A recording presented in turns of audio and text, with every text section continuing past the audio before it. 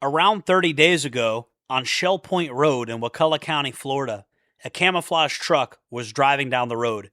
This truck was loaded up with visibly armed men, carrying what appeared to be long guns, less lethal munitions, among other things, tactical gear, etc. Trailing behind them was 3 sheriff's cars. No pullover or traffic stop had been initiated, but the tension in the air could be cut with a knife. The sheriffs were very concerned about this cadre of men with tactical gear and a camouflage truck. Likewise, the men in tactical gear were very concerned about the cadre of sheriffs behind them. Both groups were frantically on their radios talking about what should we do next. The sheriffs were asking each other what they should do next, as were the men in the truck. Both of us were on our radios going through basically the same thing. I told my driver, do not pull over unless they initiate a traffic stop by flashing their lights. Finally, after what felt like 30 minutes, they did initiate their lights, and they did pull us over. I immediately hopped on the radio, and I told everybody, make sure your hands are visible. Keep your hands on your head. The sheriffs calmly walked up to our vehicle, to the driver's side window, to talk to the driver. I immediately said, I'm the one in charge here. I'm the one you want to talk to.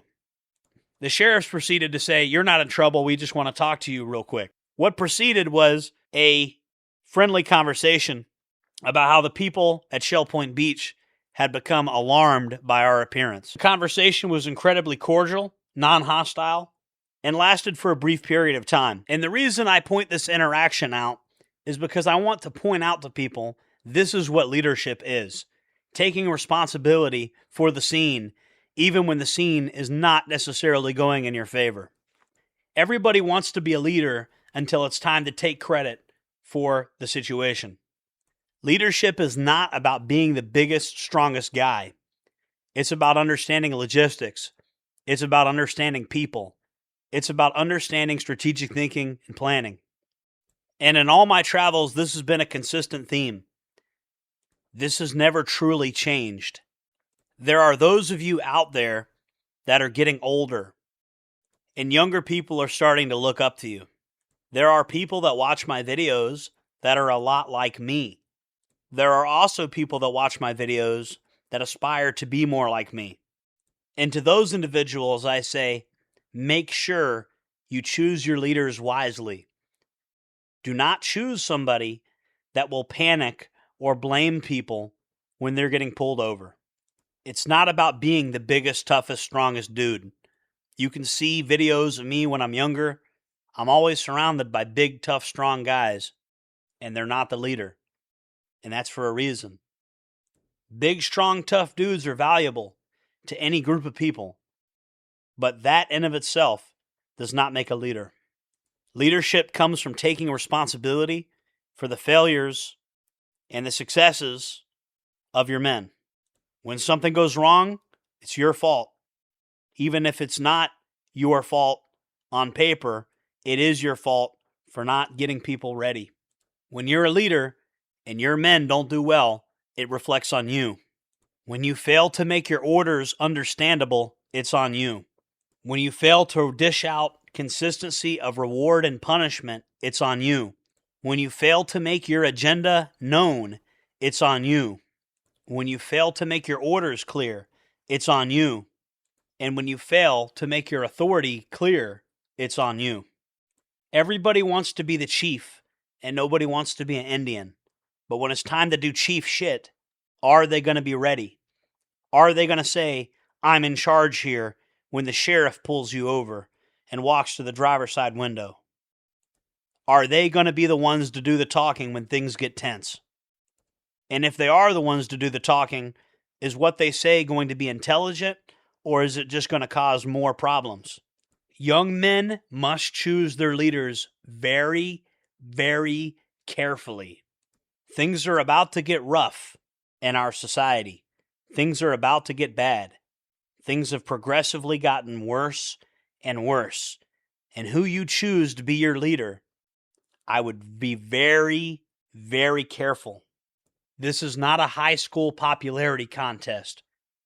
This is a life or death struggle with real consequences. The world you live in now is not the world you lived in 15 years ago. Western governments have made decades and decades of bad decisions, and those consequences are now coming home to roost. So in this current time of uncertainty, I ask you guys, who is your local neighborhood warlord? Who is your leader? Who is the leader in your community? It's not some old man. It's not a baby boomer.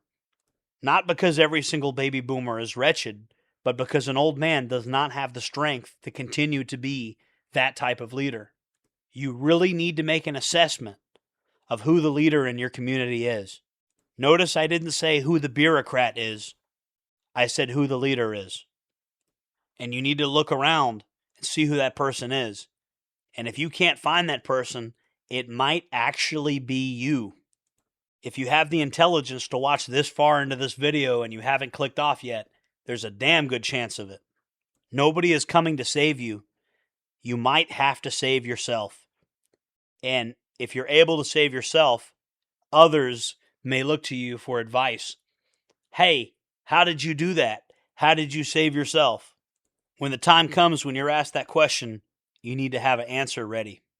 If you watch these videos, you're the type of person that pays attention to a lot of things. And sooner or later, you might find yourself in a leadership position. And I know you didn't ask for it, which is all the more reason for you to have it, because you're worthy of it, because you didn't ask for it, because you asked the question, why me? That is the right question. Why you? And the answer is because when the sheriff pulls a truck full of people over, a camouflage truck full of dudes, all visibly armed, who's the guy that says, I'm in charge here, and doesn't shit himself? That's the local leader in your community.